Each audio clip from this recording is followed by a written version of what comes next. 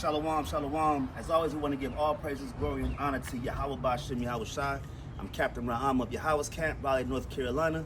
And as you can see, we are at the Mordecai family house, also known as the Mordecai or Mordecai Plantation. We're actually at a slave plantation right here in Raleigh, North Carolina, off one Mimosa Drive.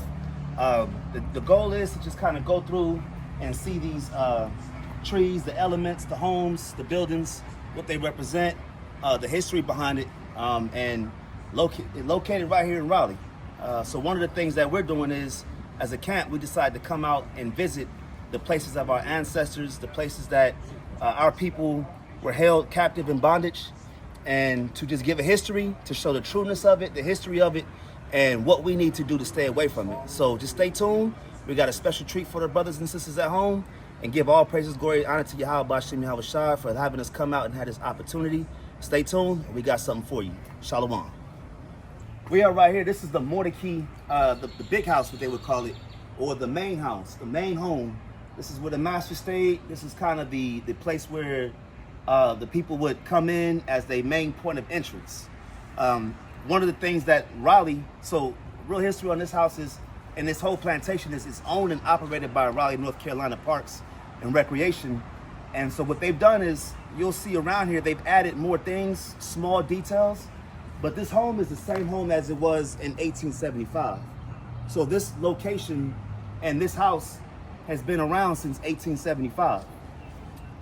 If you know anything about the Mordecai family, there's a man named Moses Mordecai, or Moses Mordecai, however you pronounce it, but he actually got this land and this home from a family called the Lane. The Lane family, which is a real prominent family in Raleigh, North Carolina. He married in and was able to take this land as his own and put his name on there. Mordecai, or Moses Mordecai, was a Jewish man from a man named Jacob Mordecai, who was a German Jew. So as you can see, and we can actually add this in our arsenal now for you street teachers, that the Jews owned slaves right here in Raleigh, North Carolina. They had property of about 200 slaves from about the end of the Revolutionary War going into the Civil War. They owned about 200 slaves. You said his name was Jacob? Jacob Mordecai is the father of Moses, and then Moses is what this land is actually was operated and owned by, Moses Mordecai. Go ahead and get that in Deuteronomy 32:7. This is Deuteronomy 32:7. Uh-huh. Remember the days of old. The Lord said what? Remember the days of old. So it's very important that we remember the days of old. One of the things that we need to do as Israelites is to understand what got us in this position in the first place. This is right after the curses of Deuteronomy was given to us in Deuteronomy 28. He said to remember the days of old. Read on. Consider the years of many generations. It says to consider the years, right? So we're here to consider the years of our former generations. Our forefathers, our foremothers, our aunts and uncles lived on this plantation. A lot of history and a lot of gruesome history and details is at this place here in Raleigh, North Carolina. All right, it says, remember the days of old and consider the years of many generations. That's it on that? No. Go ahead. Ask thy father. Ask thy who? Ask thy father. So we would be the fathers now, because our forefathers, our fathers, our grandfathers really didn't speak a lot about plantations. How many of us went to plantations as little kids? How many times as a student in elementary school, ask yourself, did we come to slave plantations and learn about the gruesome histories of America? Ask thy fathers. Now we would be the fathers that's actually coming out and exposing the ways of Raleigh, North Carolina and America, and these people with the small hats that had our people in captivity. Read on. And he will show thee thy elders, and they will tell thee. You see that? Our elders, who we are today, the modern day elders of the so-called blacks, Latinos, and Native Americans, have to understand not that long ago that this place was actually owned and operated by a wicked, cruel, and evil slave man, right? Slave master. This house right here, this Mordecai house, as you can see, the structure of it is a structure, it's called Greek Revival Architecture. Huh? Ain't right? that something? Look that up. Greek Revival Architecture. Anybody want to take a stab at what the significance of Greek Revival Architecture, or what it even is? It's like the way they build their structures back in the day. You can tell by looking at the pillars here. That's right. It resembles Greek structure. If you can see these pillars right here, it resembles Greek structure. The first people that had us, the first Edomite nation that had us in captivity were the Greeks. That's Right? Alexander the Great, Epiphanes, Seleucus, Antiochus, and so forth, Seleucid. They had our people in captivity. So it's no wonder why the so-called white man, right, today would have his forefathers' architecture style here on these plantations. Right? Give me Jacob is the beginning, or Esau is the beginning. 2nd Ezra 6 and 9. Right? It says Esau is the end and Jacob is the beginning of it that follows. So we understand captivity and bondage, right? And Hezekiah, can you get me, you got your Apocrypha? No, I can. You want me to get on the phone? Okay, yeah, you get me, okay, you got to get both for us then. Get me 2nd Ezra 6 and 9, Officer Kazak, and then get me the other one we were looking for. Start at 6 and 9. 2nd Ezra 6 and 9. Bring it out. This is 2nd Ezra chapter 6, verse 9. For Esau. For who? For Esau. So for those people that don't believe that Esau is the so-called white man, it says Esau, read. For Esau is the end of the world. So the end of our bondage, the end of our captivity, the end of Esau's government starts with the Greeks, right? And it's going to end here in America, right? Read on. And Jacob. And who? And Jacob. And Jacob, read. Is the beginning of it that follows. So our next, the next rulership will be inherited by the so-called Black, Latino, and Native American. That's right. Right? And our job is to actually, when the Most High gives us that green light through His Son, we're going to tear all these buildings down. We're going to have to burn it with fire, as it says in Deuteronomy 12. Right? Give me the book of 2nd Ezra, chapter 5, verse 42. I want to show you something because we're going to go through a history of how the Most High always judged us in the same like manner. And we're going to go into the curses of Deuteronomy and show how all of these curses pinpoint us to America, right? And the so-called plight of the Negro, Latino, and Native American, right? Give me that. This is 2nd Ezra 5 and 42. And he said unto me, I will liken my judgment unto a ring. Like a what? Unto a ring. So the Most High's judgment is like a ring. What's the shape of a ring? It's a circle, right? Read on. I will liken, and he said unto me, I will liken my judgment unto a ring, like as there is no slackness of the last. Read. Even so, there is no swiftness of the first. You see that? So the judgment of the Most High will be throughout the history of Israel, as long as we got the curses, the terms and conditions, right, of our nation. And when we fail, it's always going to be the same thing. Going to slavery on slave ships is not just 1619, right? You had the same deal with people that was under the Assyrian rule. They went into slavery on slave ships. 1492, you had the Native American and the Latino coming over to the eastern side of the world on slave ships as well. So it's always going to be a continuation of the curses. The curses don't have a stop. It's not one point where the curses happened and didn't happen here. It's going to be like a ring. It's going to always recycle, all right? So that's what we have here, right? I just want to give a brief history before we get into it on the actual structure of this home right here. There's plenty of other buildings we want to get into. But again, I want everybody to understand why we're here, right? And then I also, can somebody look up Southern aristocracy? So one of the other things, look up the word Southern aristocracy. One of the other things about this plantation is it was really big on Southern aristocracy, meaning, and we're going to get the definition, but it was the promotion of slaves in the South and the political, economic, and even the religious building up of the white man, like right here in America. Salakia Cat, would that root word be aristocrat? Yes, aristocrats, yeah. Yeah, so you had these freedom fighters, right? And even when you go into the Civil War, they were passionate about Southern aristocracy. And it has the idea of a plantation. Large plantations were built off Southern aristocracy. Go ahead. The term Southern aristocracy refers to the wealthy and influential elite of the antebellum South. Of the antebellum South, right? The antebellum South, when you go into the antebellum South, it's all rooted in what? In slavery. The resurrection and the teeth of the white man. that the Most High warned us against. He always talked about how the white man had, or the Edomite had the teeth, had the infrastructure, had the army, and the resources to oppress our people, right? Read on. Primarily composed of plantation owners, just like what you just said, who dominated the region's social, economic, and political life. You see that? So the social, economic, political, and even the religious part. But when they push that white Jesus, that's a part of Southern aristocracy. It's the big upping of the so-called white man. And we have to understand that when we adopt ourselves and adapt ourselves and actually integrate with America here today, we're modern day slaves. Because we're, as black people, we're actually pushing forward to Southern aristocracy, right? Let's sit on that.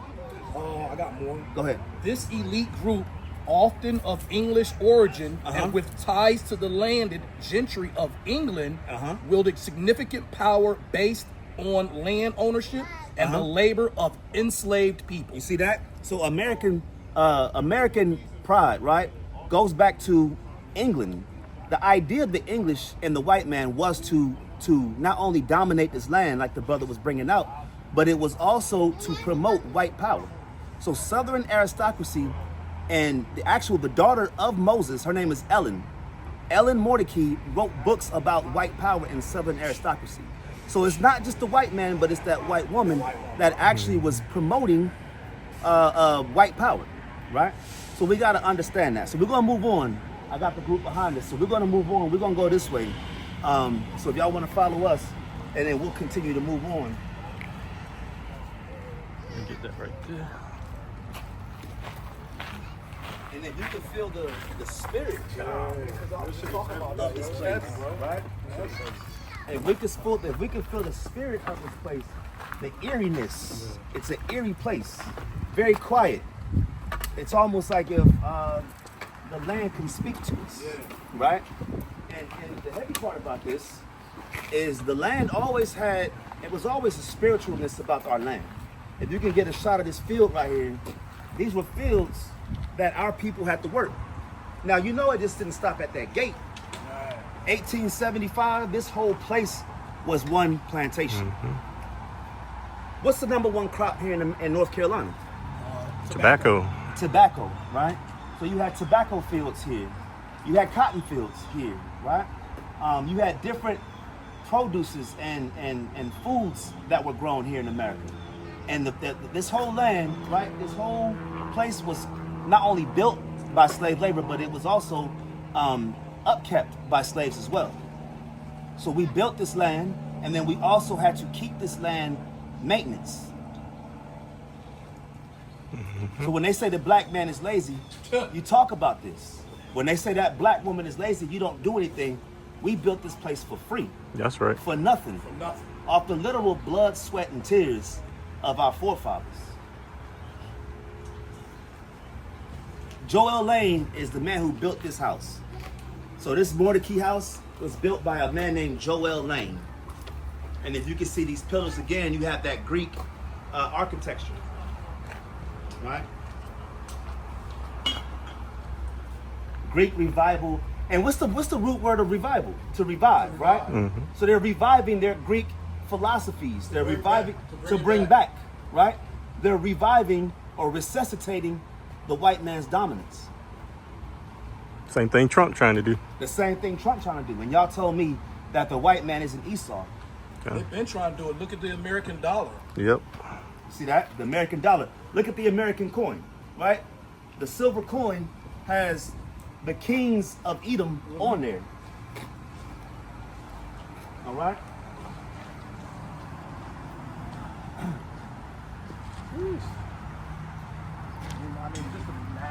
Just think about this, Aki. If these trees could talk, man, Yep. what would they tell us? Strange fruit.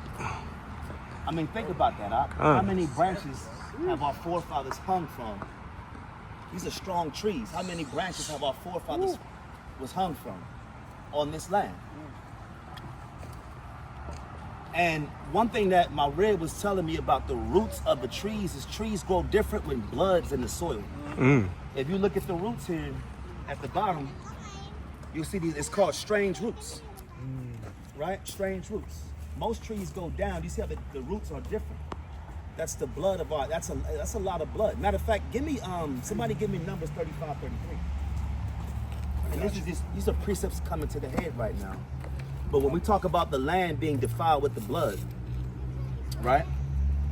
What defiles the land is the blood of the saints. 35 and 33. Come. This is Numbers 35 and 33. Come on. So ye shall not pollute the land wherein ye are. So the Most High said, do not pollute the land in where ye are. Go ahead.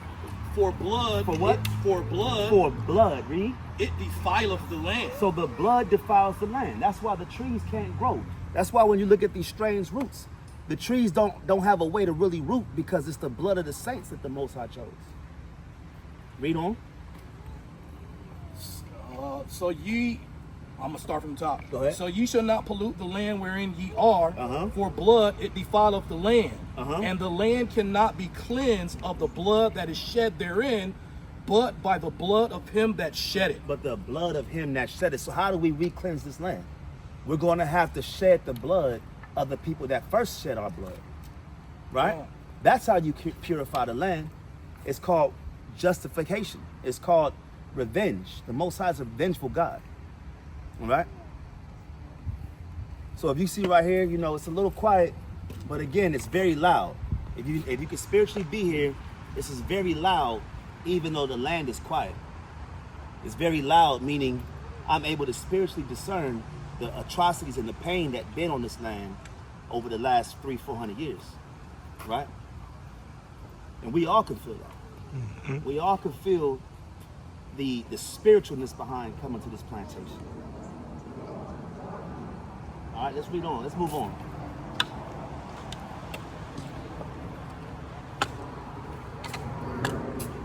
Oh, one thing about this family here, right? Just a quick note. Hey, Kazak, give me Leviticus 18:18, right? One thing about this, what's crazy about the man Moses, right? Moses is the man who owned this plantation. He married a woman whose name was Margaret Lane, all right? He also married a woman named Anne Lane. He married the sisters. Now, this man's supposed to be Jewish, right? Let's go into the Torah and let's show if you can marry a woman and her sister. Read what you got. Leviticus 18:18. Neither shalt thou take a wife to her sister. You cannot marry a woman and her sister. Read. To vex her. To what? To vex her. To vex her. Come on. To uncover her nakedness beside the other in her lifetime. And you see that? So the brother, or not the brother, the Jewish man, right? If he knew the Torah, he would understand he can't marry a woman and her sister. Because you imagine the quarrels that they probably had. Right. But when you're in the land of confusion and you have converts, right? Converts who came over and converted to the Torah and they don't keep it right, right? There you go. What you got? Oh yeah, we're going to get into that. We're going to get into that. So one thing about this place though is a lot of the buildings we're going to go into were moved here. So they weren't a part of the original plantation. One of them is not this building, right? But this law office is where Moses would have his meetings, his business deals. This was Moses.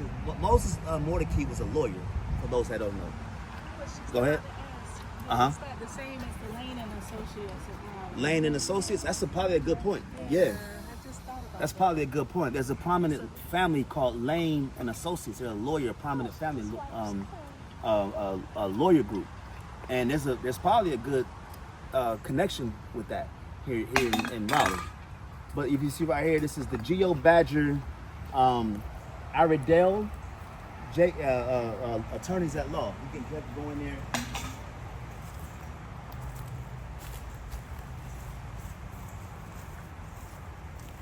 All right. So this was Moses's place of business, right? He probably would sell slaves here. He probably would come here and do his business deals, his shady business deals, right? Let's just be honest. Those lawyers with those small hats are very shisty in their business dealings. But if you can see right here how everything looks, even come around the side.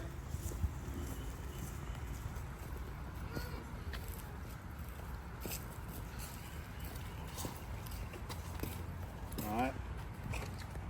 Let me look at my notes here. So, this business practice, this is Moses' business practice.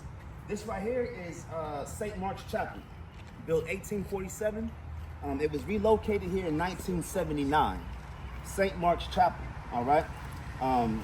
That was from the Houghton, I guess I'm pronouncing it right, Houghton Plantation, all right? That's in Chapman County, North Carolina. They moved this site over in 1979. This was a Gothic style church, all right? A Gothic style church, a revival style, Gothic revival style.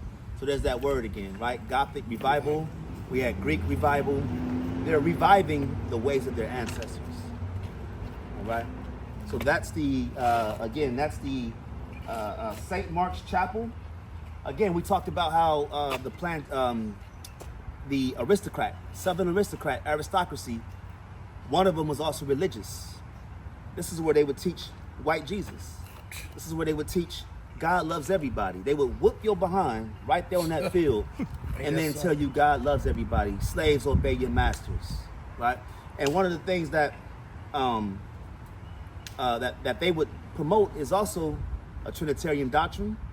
When you tell me Jesus Christ is white, and then you also tell me God is white because Christ is God, then you're telling me that the white man is God. Now imagine, and we always have these conversations on the street, if Jesus Christ was black, would you still worship him? Mm-hmm. And they say they would. Right. But in their heart of hearts, they're lying, right? Mm-hmm. So one of the things that we got to understand is when you come back to these laws, statutes, and commandments, had a faith in Christ, you can see through the lies of the white man. And then you see how the devil operates. All right, so again, that's St. Mark's Chapel. This right here is the name of this actual law office. It's on the Geo Badger. Yeah, we got that one. That's Geo Badger. Excuse me. All right. I believe this may be a smokehouse. This may be a smokehouse where they would preserve food. It doesn't have it on here, but just looking at the, there's no windows here. The idea was to smoke everything out. They got windows on the side. On the side? Okay. Okay, come. Was this a school? Or it could be a school. There's nothing on here. We're gonna find out. Because I got a lot of stuff that I want to get to. So it could either be a school or it could be a smokehouse. It doesn't tell you on there? Okay. But either, it might be the school. Another way of indoctrinating the people, right? Through the school systems. People don't know that the Jewish man actually makes your textbooks and curriculum. It's a what? A federal building? Calm. Yeah, look at your map. Y'all got maps? No. Okay. I got it on my phone though. Okay, calm. So what is it? We were wrong? It says federal building. Okay. So But it could be just a building that the state took on. Let's see. Oh yeah, federal building. Okay, here we go. So this says built in 1847. This structure is sometimes referred to as an early post office because local tradition held that it was used for that purpose. So this was a federal building, post office. So you can see that they had a lot that they were doing here. But again, this is around 1847. So a lot of this was after Moses, lived and passed away. It's not really a whole lot to it. It says it was an architectural and paint analysis indicated it was a government structure of some type. So not a whole lot to this building.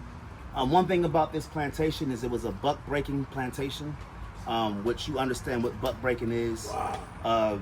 A lot of times they would transport slaves to this location that were out of order in their mind, were more rebellious. The slaves that were defiant, and they would come here and buck break them. And mentally, buck breaking was to not only break the buck, but it was to kill the spirits of the people that watched. Mm-hmm. So the buck breaking was never inside closed doors. It was out in the open field, right? And they would buck break. You know, we don't want to get too graphic, but they would do these heinous acts to our men in front of the people to break the spirits, and they would get the biggest, strongest, the more defiant guys and break the spirit of our brothers. And then that would, in turn, break the spirit of the younger men, the elder men, to maybe stop and not have that spirit of rebellion. And as you can see, that would also give that white man power, right? It's a display of dominance. So buck breaking was notorious at this plantation as well. Cap, I wonder what it did to the women too. There you go. Right? They made the women watch. They made the women watch. Yeah.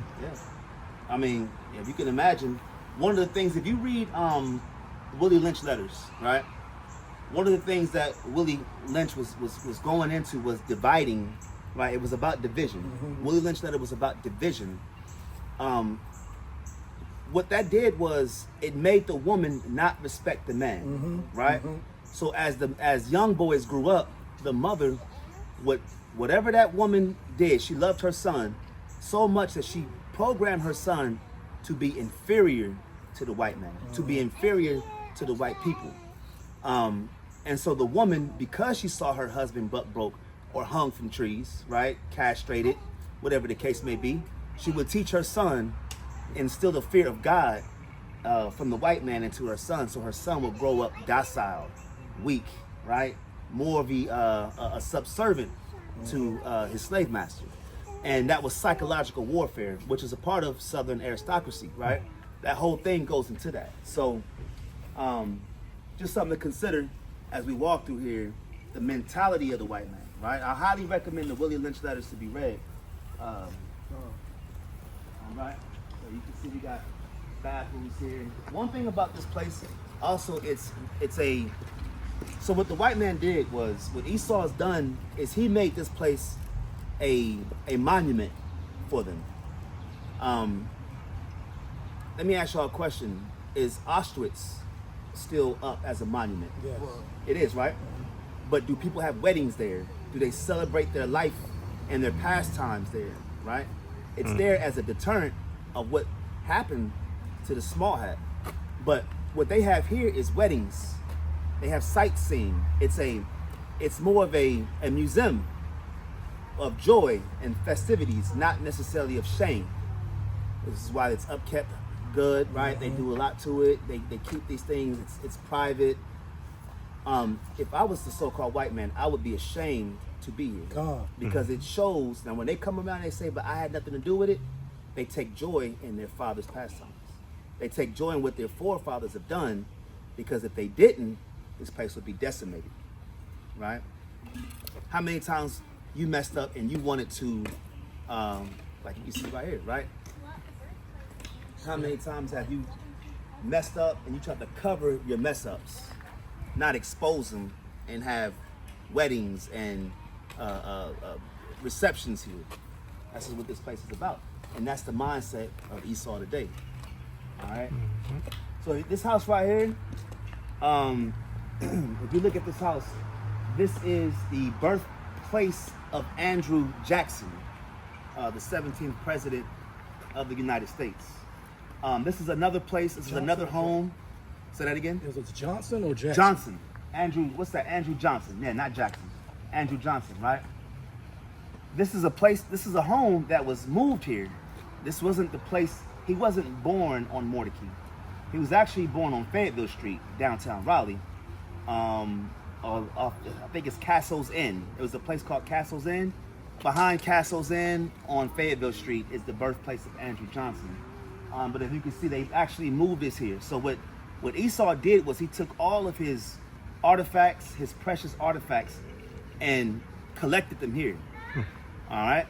And this is why this place is where it is today. So it's a tourist place. You know, they charging money to actually go inside and view these things. If you go inside, you can see the pictures, the furniture, the decorum is still as it was 200-300 years ago. All right, so we'll kind of go in here and get a better view of the place. So this place, Andrew Johnson, this is where he was moved to. Not. This is the home that he was born in. The home was moved here in 1970, 1975. 1975 is when this place was moved to this historic site. Castle's Inn is where it was originally located, again on Fayetteville Street. It's a two-story house, two-story structure, very small. Like we said, it was relocated to Mordecai in 1975. So they're doing a good job preserving these places. And Lord forbid, this place was destroyed by somebody. That's a federal crime, right? Matter of fact, somebody get Deuteronomy 12. Get Deuteronomy 12. All right. You want from the top? Come. We're gonna read down to verse 4 too. Come. This is Deuteronomy chapter 12 from the top. These are the statutes and judgments which ye shall observe to do in the land, which the Lord God of thy fathers giveth thee to possess it. Right. Read on. All the days that ye live upon the earth. Ye shall utterly destroy ye shall utterly destroy all the places wherein the nations which ye shall possess serve their gods. Now let's stop right there, right?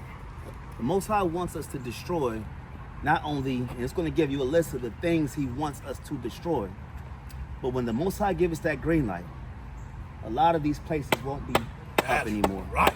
Won't be uplifted, won't be upkept. We're going to burn all of this, right?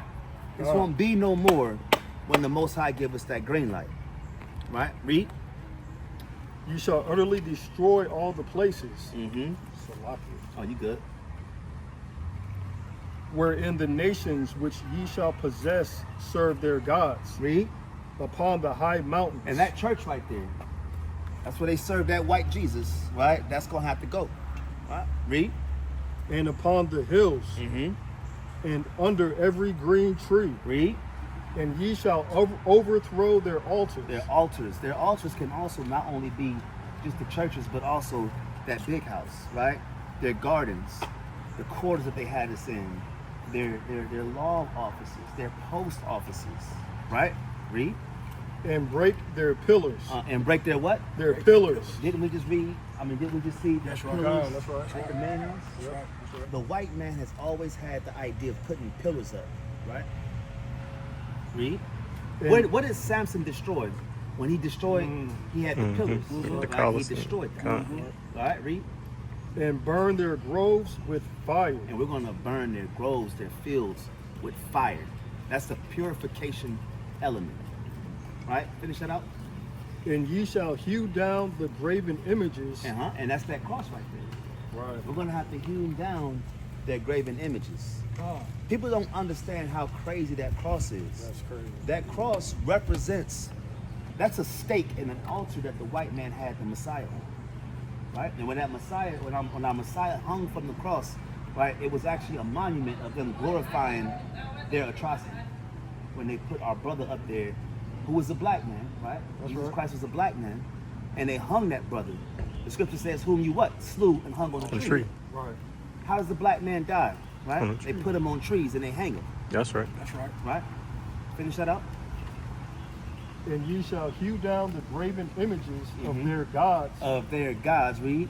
And destroy the names of them out of that place. You see that? And what Esau has always done is he's also put his name on things that don't belong to him. He named the land. We're in North Carolina.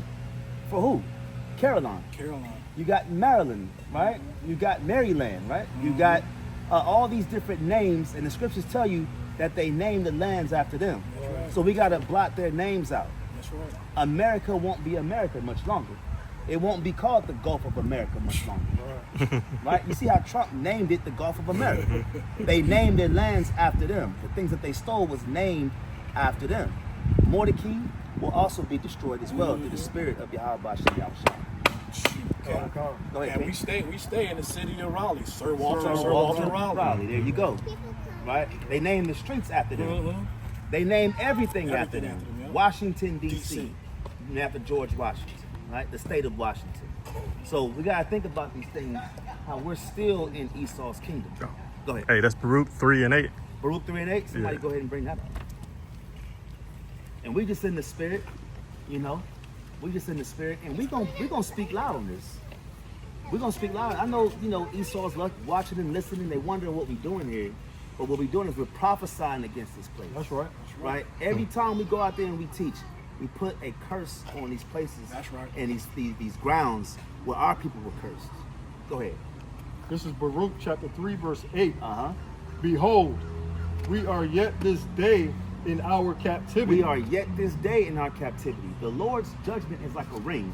We are still serving out the curses in our downfall of the Greek captivity. The names change. Greek, Rome, the Ottoman Turks. Now we're in the American captivity. Right? Go ahead. Behold, we are yet this day in our captivity, where thou hast scattered us. You see that Most High scattered the Israel. Give me Deuteronomy 28:64. God. Right? One of the curses was we're going to be scattered. Right.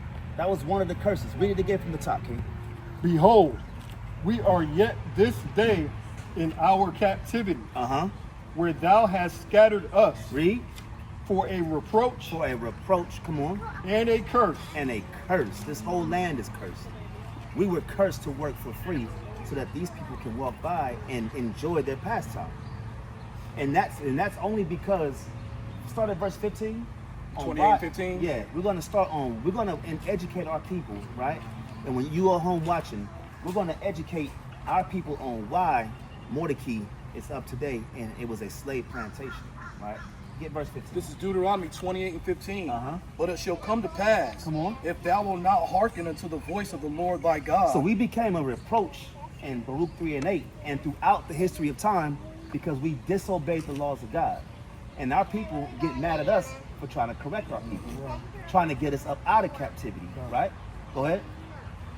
But it shall come to pass, if thou wilt not hearken unto the voice of the Lord thy God, to observe, to do all his commandments and his statutes, which I command thee this day. Come on. That all these curses. All these what? All these curses. All these curses. This whole place is a curse. We're scattered for a curse. Let's get verse 64. This is 28 verse 64. This is one of the curses right here. And the Lord shall scatter thee among all people. Now you got the Israelites among all people, calling themselves black, calling themselves a product of the Spaniard, calling themselves a savage or an Indian, right? Read. From one end of the earth even unto the other. Right, now we're here in North Carolina as scattered Israelites, trying to come back and gather ourselves together, right? Read. And there thou shalt serve other gods. Now we got to serve this Jesus, this white Jesus Christ, right? We're going to serve other gods, right? Go ahead. Which neither thou nor thy fathers have known, even wood and stone. Isaac didn't know this white Jesus. Jacob didn't know this white Jesus. Gad, Naphtali, Issachar, Judah, Levi, Benjamin, they didn't know a white Jesus. They only knew the Most High God, Yahweh, right? That's right.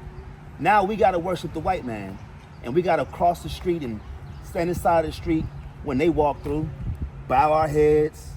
We got our backs whooped on this field, right? We got buck broke here on this land.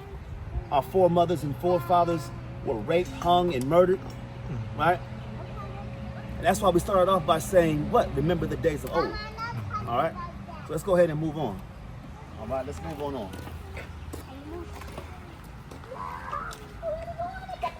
So now, let's see. What we're gonna do is they went that way. Look at Esau. look at Esau. She wanna Metal. Oh, Dad, she all up in there. Esau's metal. Trying to get information. That's right. Sleep.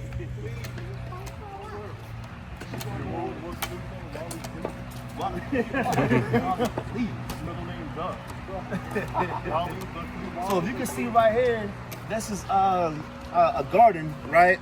Let me get the name of this garden. Matter of fact, I'm not sure we can get in there, but this is Ellen Mordecai Garden. Now, Ellen Mordecai was the daughter of Moses Mordecai, right? And there's a garden named after her. There's a garden named after her. The atrocity or the nerve of the so-called white man, right?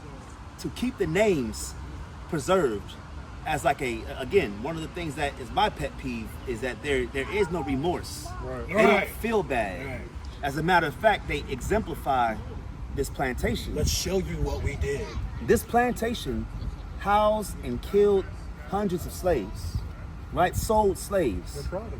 And they're proud. It's a pride behind it. I would take the name off if I was a so-called white man, right? But instead, they named the gardens after them. All right? This is the Ellen Mordecai Garden. It's fenced off, but one of the things is they have something called heirloom herbs and plants there. All right? Let's see. Recreated in the 19th century. It's a garden, right?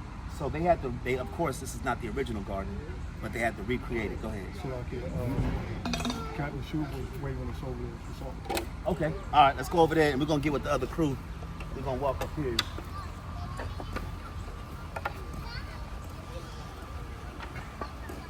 So we got brothers up here as well. So we split our group up in two. What we'll do is we'll go ahead and walk up. We won't have two people talking. We'll let you go ahead and.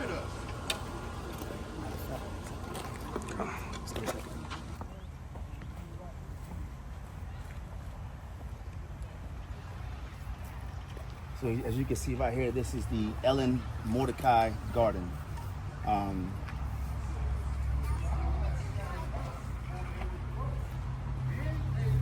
And you can see right there, there's the heirloom, and they got heirloom herbs as well. And again, Ellen Mordecai is the lady. Let me just get it right. Yeah, she's the lady that wrote a couple of books on her fight for Southern aristocracy. So she was for Southern aristocracy. This is the daughter of Moses, who was the son of a man named Jacob. And Jacob, the grandfather of Ellen, Jacob, immigrated from Germany, moved to Philly. And again, they tell you on the, when you look up Jacob, they tell you when he actually converted to Judaism. So he knows, and it's on the record, that he didn't grow up as a Jew. He converted to Judaism. And just a little history, their marriage between a Jewish man and who was Moses Mordecai, the marriage between Moses and I forgot his wife's name. We just said it was Anne and Margaret Lane. There's a religious controversy there. One of them was, of course, one's a Jew, the other's a Christian. The number one thing that you can make it smooth between the two religions is money. Remember, one's Christian, Southern Baptist Christian, right? And the other is Judaism. They didn't really have a lot to do with each other, but when that money's involved, Right. and when there's free labor and slaves involved, people put their religions to the side because the idea is to make more money, right? Go ahead. Hey, I was gonna say, Salakia, that money is their other god. That's their the way other worship. God. That's right. That's right. As a matter of fact, Amalek's son is Eliphaz, which is my God is gold in the Hebrew. They worship money, right? So they will put their white Jesus to the side for that dollar, all right? And that's what happened. Let's see what they got, and then if you said Shu wave this over. Yeah. Come on.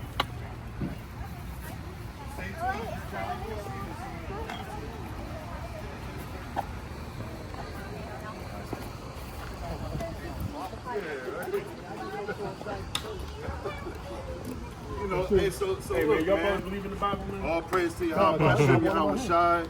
You know, we're going to come out here, we're going to prophesy, we're going to do this work, we're going to teach our people, right? And we also going to be a light to these Gentiles to let them know, because they are unaware of these particular things, right, that we could identify with as God's people, as slaves, right?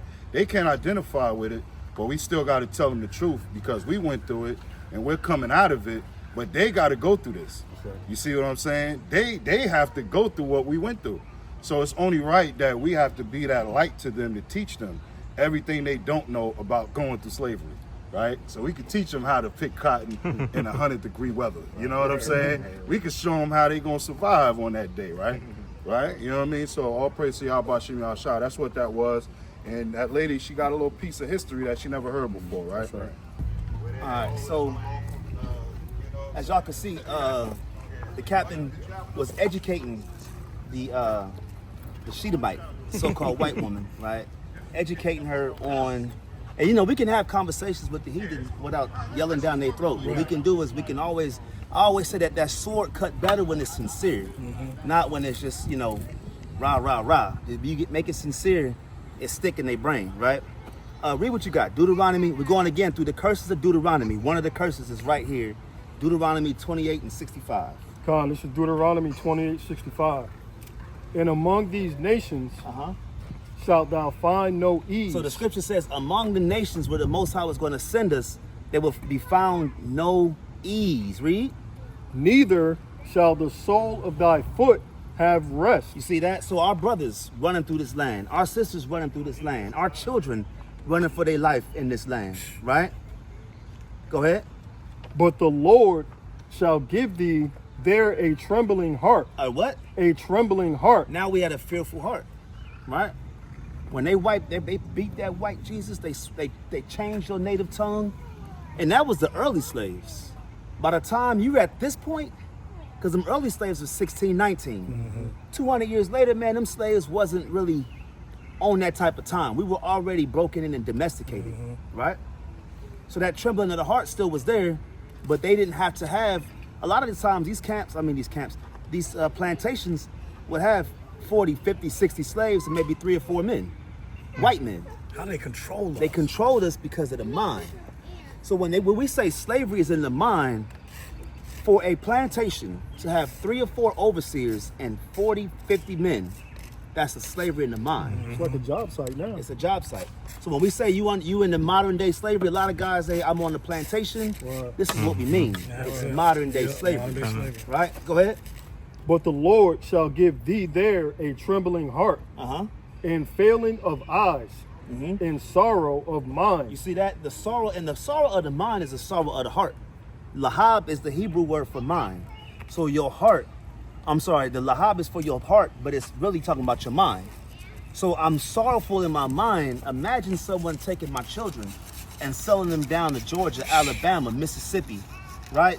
Splitting the mom up, she going to Virginia, West Virginia, right? I'm staying here in North Carolina. And that was the splitting of the families, right? And Esau does that to this day. Welfare, Section 8. So what I want to see, we say this is the smokehouse here? Yeah. Okay.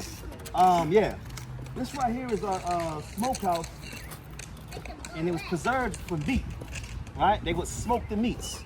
The number one meat that they smoked was what? Pork. Pork, right? Pork. Pork. They smoked pork was the number one meat that they sold. That they stored in here. Now, the people that did this work was our people, right? Our men. So that the roles of the man and the roles of the woman were different. The women were more in the house, being caretakers. They were in the house being nurses. They reared the children up. The men were in the fields. They were the ones that were driving the cattle. They were the one that was building. They were laborers. The men were also carpenters, and they were also construction, part of building the infrastructure of these homes, right? You got something? I was going to 11, Leviticus 11. Yeah, bring it up. Come, this is Leviticus chapter 11, verse 7. And the swine, though he divide the hoofs. It's swine is pork, right? Go ahead. And be cloven-footed, yet he cheweth not the cud. He is unclean to you. Verse 8, of their flesh shall ye not eat, and their carcass. Their what? Their carcass. A carcass is a dead animal, right? Their carcass, read. Shall ye not touch. You should not touch the carcass of the pork. That's a sin, right? So when they had our men in here touching these carcasses, you want to break it down? It's saying they knew what they were doing. They had us in sin consistently by having us dealing with the pork. Get Psalm 83 real quick. Because what the brother's going, that's the spirit, right? The brother's going into something heavy, right? And then get Judith 5 and 20, right? And I believe, in my opinion, this is just me, I believe that all nations know the kryptonite of the Israelite, which is to keep us in sin, right? Read what you got. You want me to read Psalm 83 from the top? Come. Psalm 83 from the top. Keep not thou silence, O God. Hold not thy peace. Read. And be not still, O God. For lo, thine enemies Thy make who? thy Thy enemies. enemies. Thy enemies. Now we're talking about the enemies of the Most High, right? Read. Thy enemies make a tumult, Uh-huh. and they that hate thee have lifted up the head. The ones that hate the Most High lifted up the head. There's a reason why they're the enemies of God, because they hate the Most High, right? Read. They have taken crafty counsel against thy people, and consulted against thy hidden ones. They have said, come and let us cut them off from being a nation. So the so-called other nations know what it means when Israelites know what it is to keep the laws of the Most High. That's right. So the idea is for them people, those people, to help our people stay in sin. Right. And we're going to read that in the book of Judith. Let's get the history on that. Read 5 and 20. This is Judith chapter 5, verse 20. Uh-huh. Now therefore, my Lord and Governor. So you have the king talking to his council, and he says, therefore, my Lord and Governor, read, matter of fact, start it, give me 17. 17. Count. Yeah. Judith 5 and 17. Uh-huh. And whilst they sin not When we don't sin, go ahead. before their God, Uh-huh. they prosper. They what? They prosper. So the idea is, and everybody knows, right, that when we are in righteousness, we prosper, right? Go ahead. Because the God that hateth iniquity The Most High hates sin, read. was with them. Uh-huh.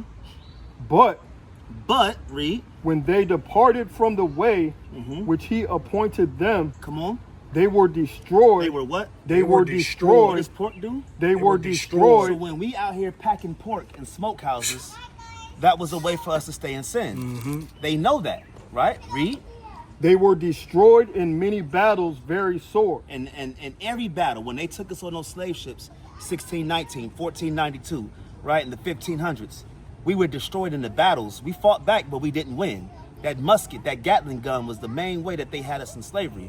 Our Native American brothers on those lands was trying to fight, and we were very good at war. But you cannot beat that musket. You can't beat that Gatling gun. Right. And the Most High was against us because we were in sin. Go ahead. Shalom, Salakia Cat, but that is why they bought the Gatling, because the Gadites actually got good. Gadites were good with the bow, Right. But then they learned how to shoot that musket, Yep. and became great shooters with Yep. the musket, and so that's when they had to bring that Gatling gun. There you to go. round them off. There you go. And it was actually what's the scripture in Psalm 19:17 or 17:13? It says the Most High's sword is the wicked. I think it's Psalm 17:13. I think. Go ahead and finish what you got. Yeah. Okay. I'll find it. Yep, I got you. That's it. That's Okay. it. Go ahead. Wait, real quick. Go ahead and bring it out real quick. This is Psalms 17 and 13. Arise, O Lord, disappoint him, cast him down, Cast him down. Read. deliver my soul from the wicked, From the who? from the wicked, From the wicked. What? which is thy sword. So the wicked is the Lord's sword. So when our people went on Heavy. slave ships, the Most High was behind them That's heavy. on their side, putting us on slave ships because it was prophecy, right? When the Most High had our people in the Native American lands going in on slave ships and also being on reservations, it was thus saith the Lord. That's how they were able to do it. I always ask myself, how'd that weak white man put all those strong black men, Native American men on slave ships? Wow. And it was because the Most High He did it. gave them the power to do that, right? Go ahead. But when they departed from the way Uh-huh. which he appointed them, Come on. they were destroyed in many battles very sore, Come on. and were led captives into a land, Into a what? That's in America right here. The Most High's judgment is a ring. We always went into battle. We always lost when we were going off. And we always went into the enemy's lands, right? Go ahead. into a land that was not theirs. Come on. And the temple of their God was cast to the ground. And that's 70 AD. We don't have a temple now because 70 AD, Titus Vespasian came in and destroyed that temple. Go ahead. And their cities were taken by the enemies. And you think about Babylon coming in, destroying Jerusalem. Right. The Assyrians coming in, taking the northern kingdom away. Right? Go ahead. But now are they returned to their God, Come on. and are come up from the places where they were scattered, Come on. and have possessed Jerusalem, where their sanctuary is, and are seated in the hill country, for it was desolate. Read on. Verse 20. Now therefore, this is the conclusion. This is the, so what I think it was Ophanes, I think his name is, he gave the king an ultimatum. If you're gonna roll against him, understand this. But if you not, let's just be nice to these guys, because God is on their side, right? Go ahead. now therefore, my Lord and Governor, Come on. if there be any error in this people, If there's sin in the people, read. and they sin against their God, Uh-huh. let us consider Now let us consider, read. that this shall be their ruin. They're ruined. So when they have us eating pork, eating collard greens, eating with the greens with the neck bones, neck bones in there to Right. give it flavor. Right now, Big Mama can't walk. Right, Paw can't really walk. They got diabetes, Right. hypertension, Yep. high Gout. cholesterol. You got the gout. Now you can't even fight against the white man when he come against you, because you really can't stand up against him. Okay. Is more on that? God, if there be any error in this people, Uh-huh. and they sin against their God, let us consider that this shall be their ruin, and let us go up, and we shall overcome them. You see that? Read. But if there be no iniquity in their nation, let my Lord now pass by, lest their Lord defend them, and their God be for them, and we become a reproach before all the world. So the idea of the white man, the idea of the Italian, the idea of the Arab, the African, all the nations in Psalm 83 is to have us in iniquity, to Right. keep us in iniquity. Because when you keep the Israelite man, woman, and child in iniquity, they can't rise up out of that, which is why we would need YAHAWAH'S to redeem us. That's right. Right? We would need YAHAWAH'S. We so deep in the sin, and the Israelites on a corner, on the highways and byways in 2025, we can only make so much of a difference. But we are waiting on our Lord YAHAWAH'S to come and redeem us. All right? So that's the smokehouse right here. This building right here is, this is the plantation office. All right? It served as an office for the family as they ran the plantation, and may have also been the family's law practices. So they had another law location here. Is this building originally here, or what? Yeah, this was originally here. Okay. It was only built in 1826. Okay. But it was originally here. You can kind of see the theme, how this matches that, and that matches that. But when you go over to where we were just at with the church, the law office over there, it's a little different. Yeah. Real quick, I want to get a few precepts in real quick. When it comes to the construction of the house, Hezekiah, can you get Deuteronomy 28 and 30? I can. All right. Now the men, we say, were carpenters. The men were gardeners, blacksmiths. This is a big plantation for blacksmiths, working with steel, working with metals, right? They built these houses. Get verse 30. All right. This is the curses of Deuteronomy 28, and you give me Isaiah 6 and 12. This is Deuteronomy 28 and 30. Uh-huh. Thou shalt betroth a wife, You're gonna have a wife, come on, and another man shall lie with her. and that white man's gonna lie with her, right? Y'all remember The Butler? The movie The Butler? Yes, sir. What happened to Mariah Carey? Right?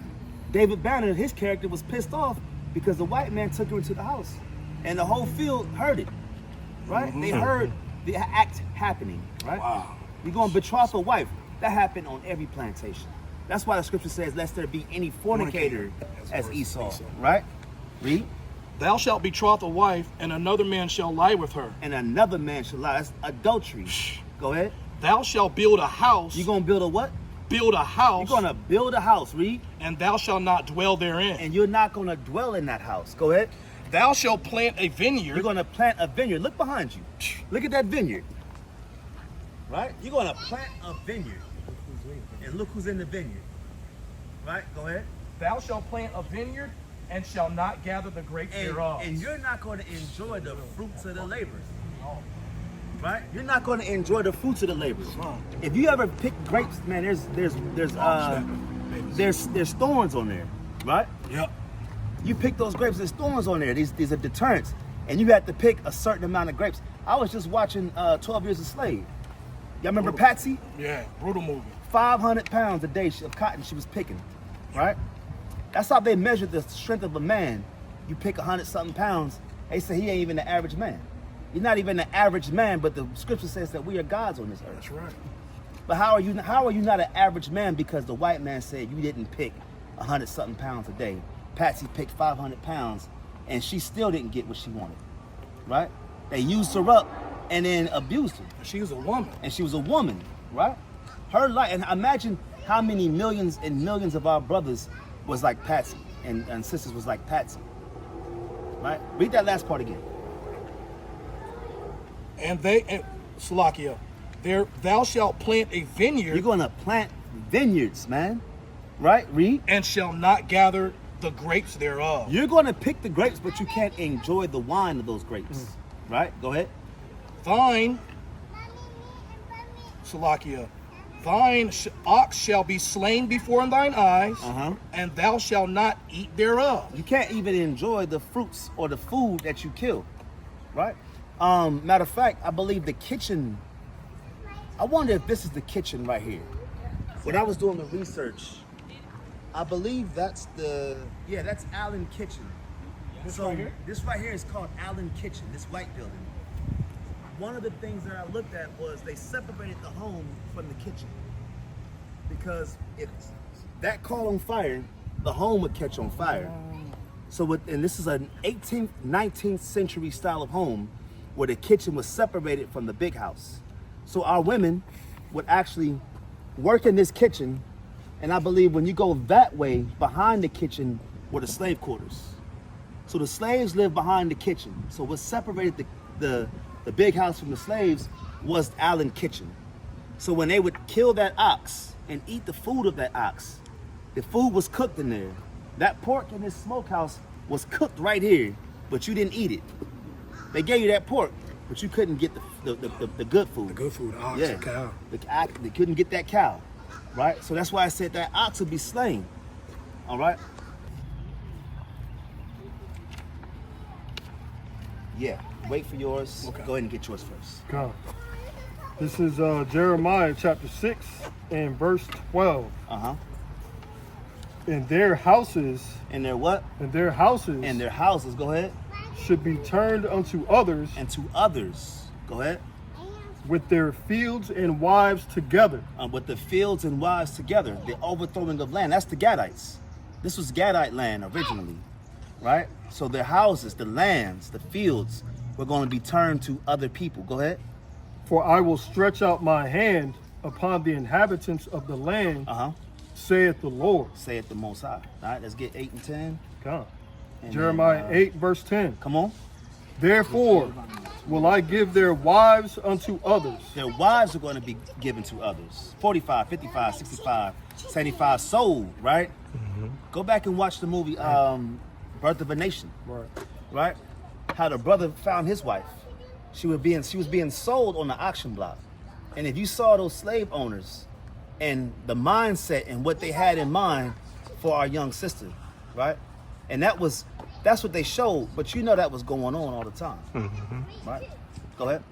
Therefore will I give their wives unto others, and their fields to them that shall inherit them. So the wives and the fields were going to be given to the so-called white man, right? Go ahead. For every one from the least even unto the greatest is given to covetousness. From the prophet even unto the priest, every one dealeth falsely. Now, we know that happened already, but it always happens. Remember, we started off this tour with the Lord's judgment is like a ring, right? Now, it said covetousness. What does it mean to covet? Desire. Desire. So the white man, right, wants our women. The white man wanted our fields. He wanted our children. He wanted our fruits, our lands, how we thought. We can't even separate it from what we wanted to. Go to Tulsa, Oklahoma, what happened, right? They bombed it. We had a thriving, affluent neighborhoods without the so-called white man. And what they did was they were coveting our success and they destroyed it. All right? Let's get Deuteronomy 28, 32. Come.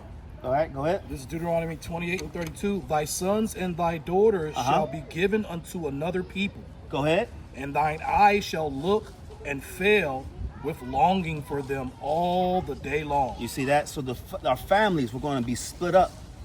because the white man said so. Think about that. Now you got Child Protective Services coming in, and they're doing the same thing today, right? Now let's get Nehemiah 5:5, and we're going to close it out with Zechariah 2:8. This is Nehemiah 5:5. Yet now our flesh is as the flesh of our brethren, our children, our children, as their children. And lo, we bring into bondage our sons and our daughters to be servants. You see that? We brought our children as their children. Now you got the so-called, our young black girls were raised in these homes to learn how to take care of master. They would actually be the bed warmers for that so-called white man, right? Our young men would become what? Buck broken, or worse, they were told to go sleep with master's wife when he was out on town. And you better sleep with her, or unless I'm gonna call rape. Either way, you're screwed, right? So our people gotta understand that when we out here on these highways and byways, we're trying to warn the people.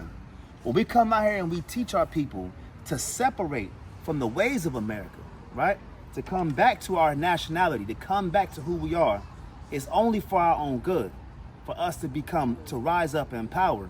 It's not to just say, oh, I feel good about being black, so let me start talking about white people. That's how they make you think. No, we're not out here to make us feel good being black. We're out here to show our people what sin is and how to abstain from sin. That's the way to get out of this bondage. This right here is a snapshot of a microcosm of what it is when you break the laws of God, all right? This is what it means. Now, ultimately, the Most High is going to get his vengeance, but we want to be there to see it, right? The Most High is going to get his vengeance. He's going to come back and do these things, right? So let's get that. We'll close it out through the Spirit. This is Zechariah chapter 2, verse 8. For thus saith the Lord of hosts. Come on. After the glory hath he sent me unto the nations which spoiled you. Which who? Which spoiled you. The Most High understood that our people were spoiled. Last hired, first fired, right? We're the ones that's the song and the dance. We're the byword and the proverb and the byword here away, right? You ask for, they got all the jokes about us. You want to hide something from a black man, put it in the book. Black men are only good for dunking basketballs, right? They sexualize and hypersexualize our women. They want our women to become whores out here. They want our men to become promiscuous, right? They spoiled us. That white man, that black man get an NBA contract, right? He's going to go to Prada. He's going to go to Versace. He's not spending money with the black-owned business. He's going to go spend money on that white man's outfit and feel good about himself. That's the spoils of the white man. Go ahead. For thus said the Lord of hosts, after the glory hath he sent me unto the nations which spoiled you. For he that toucheth you toucheth the apple of his eye. So the Most High is letting us know that even though we're going through these torments, we're going through hell, right? We're Hellenized, right? Even though we're going through all that, we got to still be upbeat about this because we know what it takes to get salvation, right? Matter of fact, let's end it with this one. One of my favorites, Baruch 4. Let's start at verse 1. We're going to read down to verse 4, right? Now, I know we went through a lot of doom and gloom here. And I know we went through a whole lot of bad news. But we're going to end this for those at home. If you on the fence, you don't know if this Israelite thing is for you. You don't know, if you're fit for this. You may be kind of, sketchy about us. I understand that the Spirit speak. But one thing for you brothers and sisters that's in this walk that may not be here today, the outlook, the silver lining about this is going to be right here in Baruch 4, right? The glass half full spirit, right? We're going to end it on a good note. That's what we're saying. Go ahead and bring it out. This is Baruch chapter 4 from the top. This is the book of the commandments of God. Come on. And the law that endureth forever. The law endures forever because the curses endure forever.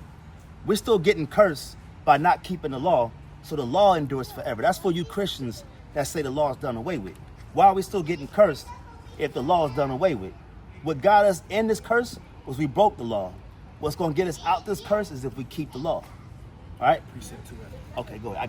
I got you. Go ahead. All they that keep it shall come to life. So if you're at home and you're coming in this truth, hey, grow your beard, right? Stop eating food sacrificed to idols. Stop eating food with blood in it. Put them fringes on. Right. Start praying by Hashem Mashiach YAHAWAH'S, so forth and so forth. Go ahead. But such as leave it shall die. If you leave it, you're going to die. You're going to be right back on these slave plantations. We may be another 100 years. We don't know. Right? Go ahead. Turn thee, It says turn. That means repent. Go ahead. O Jacob, Oh, Jacob, come on. and take hold of it. Walk in the presence of the light thereof. We got to walk in the presence of the light. When you go to Proverbs 6:23, the law is the light. Go ahead. That thou mayest be illuminated. Come on. Give not thine honor to another. Come on. Now, we don't want the so-called Jewish man calling himself a Jew when we the real Jews. We the real sons of Jacob, Abraham, Isaac, and Jacob. Don't give what's profitable to the other nations. And that's what we're good for, especially my Gadite brothers. We're good at giving things away. We're good at giving the glory of the Most High and giving everybody love. We got to first love ourselves first, right? Go ahead. Give not thine honor to another, Nor the things that are profitable unto thee. Now, the things that are profitable to us is the commandments, the laws and statutes, right? Go ahead. To a strange nation. Come on. O Israel. Oh, who? O Israel. No, oh, everybody. O Israel. Oh, Israel. That's you so-called blacks, Latinos, and Native Americans. All 12 tribes, right? Go ahead. Happy are we. It said what? Happy are we. The Lord said what? Happy are we. Happy are we. Read. Why are we happy? Read. For things that are pleasing to So God. the things that please the Most High God, right? right. Look at look. I got the goosebumps, man. Right. The things that are pleasing to the Most High God. Read. Are made known unto us. It's made known to you so-called brothers and sisters that keep the laws, statutes, and commandments. Teach them, Cap. The things that are pleasing the Most High God, that's why we should be happy, because we know how to please the Father. Right? Go ahead. Be of good cheer. Now we got to be of good cheer. We seen all the doom and gloom. This is all history. Remember, Jacob is the beginning of it that follows. Right? Go ahead. Be of good cheer, my people. My people, not all people. Go ahead. The memorial of Israel. The memorial. This is the memorial right here of Israel. This is the memorial of Israel right here. Right? We came on here and we understood what got us here. Now we know we got the blueprint on what's going to get us out. Go ahead and finish that out, King. Ye were sold to the nations. We were what? Ye were sold to the nations. We were slaves, man. We were sold to the nations as slaves. Our young women, our children were sold as slaves. Right? If this ain't a wake-up call, I don't know what else is. Right. I don't know what else I can tell you. We can keep teaching it, but if you look at this video and say, nah, that ain't it, then you might not be chosen. Because I know every time I come here, and every time we all come here, we get invigorated with the spirit of YAHAWAH'S. We were sold to the nations. Go ahead. Ye were sold to the nations, not for your destruction, but because ye moved God to wrath. To wrath. This is the Most High's wrath, this plantation right here. Go ahead. Ye were delivered unto the enemies. And who's going to deliver us from the enemies? Right? YAHAWAH'S. That's the salvation of Christ. Right? Luke 1:68. Blessed be the Lord God of Israel, for he hath visited and redeemed his people and raised up a horn of salvation for us, that we should be saved from our enemies. That's right. And all That those was, that hate us. and all those that hate us. That's right. That was Zechariah, who couldn't speak until John the Baptist was born, and he prophesied on Christ. And Jesus Christ, or YAHAWAH'S name is He is salvation. He's going to save us from our enemies. Right? Go ahead and finish that Can I out. jump down? Go ahead. This is verse 21. Uh-huh. Be of good cheer, O my children.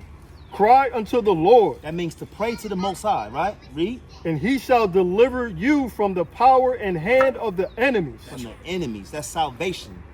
Come on. For my hope is in the everlasting, that he will save you. And joy is come unto me from the Holy One, because of the mercy which shall soon come unto you from the everlasting, our Savior. All praises to the Most High, right? Y'all see how this works.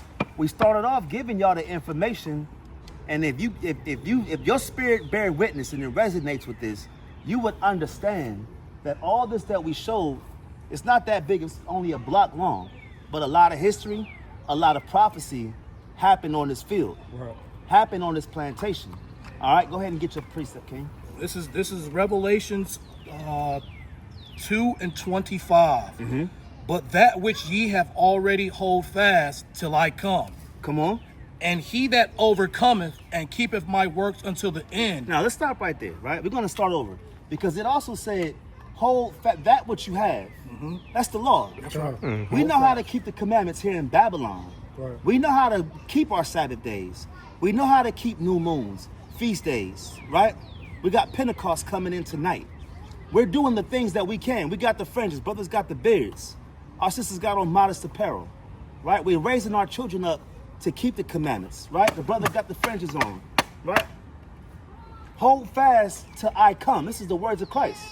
He says to keep the commandments. That's endurance. Hold fast till I come. All right, finish it out, King. And he that overcometh and keepeth my works unto the end. And the works of Christ is keeping the Father's commandments. Go ahead. To him will I give power over the You nations. see that? He's going to give people power over the nations. Where you at? I'm at 27 now. You want me to keep Read going? on down, King. Yep. And he shall rule them. We're going to do what? He shall rule them. This is not a spiritual nationality. This is physical nationality. He's going to rule them with what? With a rod of iron. That's going to be rigorous plantation style ownership. That's right. right. Read. As the vessels of a potter shall they be broken to shivers. And we're going to break those wicked brothers and sisters, wicked men that defile the laws of God, defile the laws of brothers up here that institute the laws of God. We're going to break them to shivers. Thus saith the Most High.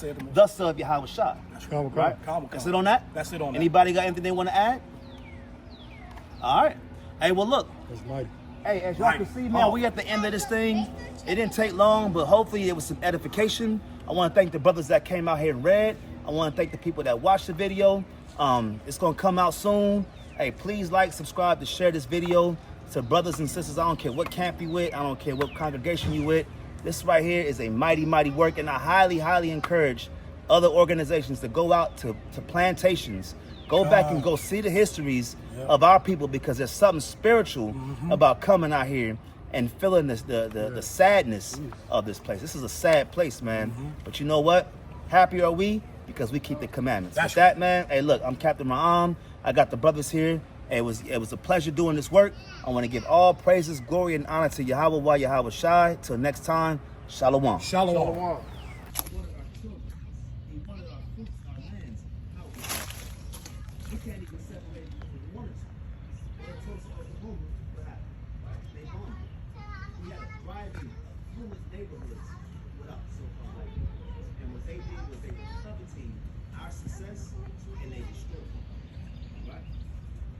Get Deuteronomy 28, 32. All right, Shalom. We were just meditating. So this plantation is named after Moses Mordecai. Moses ben Levi brought us out of bondage, and Moses Mordecai brought us back. Shalom.